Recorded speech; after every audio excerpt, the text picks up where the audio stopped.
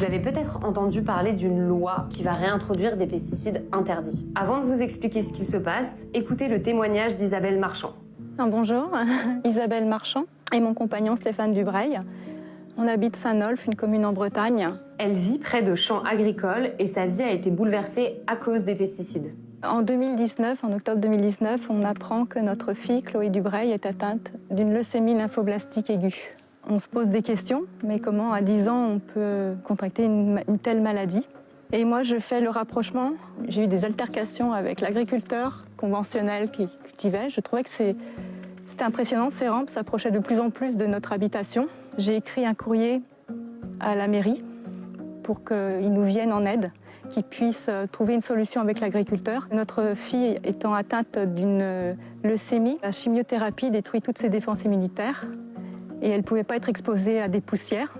Donc c'était impensable qu'ils puissent à nouveau épandre des pesticides. On voyait le tracteur et ses rampes passer en continu. On était obligés, dès qu'on voyait le tracteur, on fermait nos fenêtres. Mais vivre comme ça, c'était très très dur.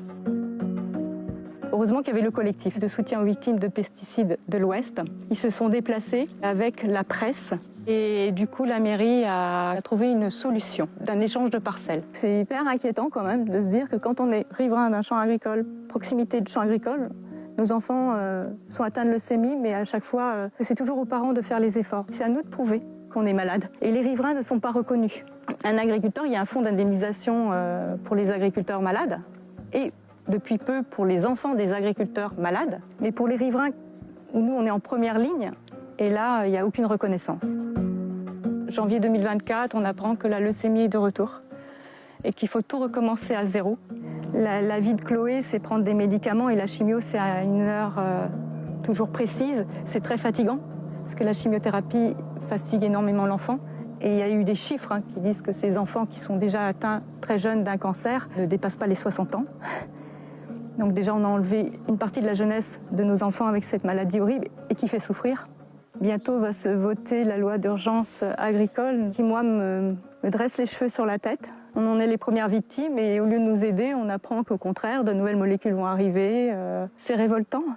Le vote final de cette loi aura lieu le 20 juillet à l'Assemblée nationale. Et nous pouvons encore agir. Des familles de victimes de pesticides viennent de lancer une pétition en urgence pour s'opposer au retour de ces pesticides interdits.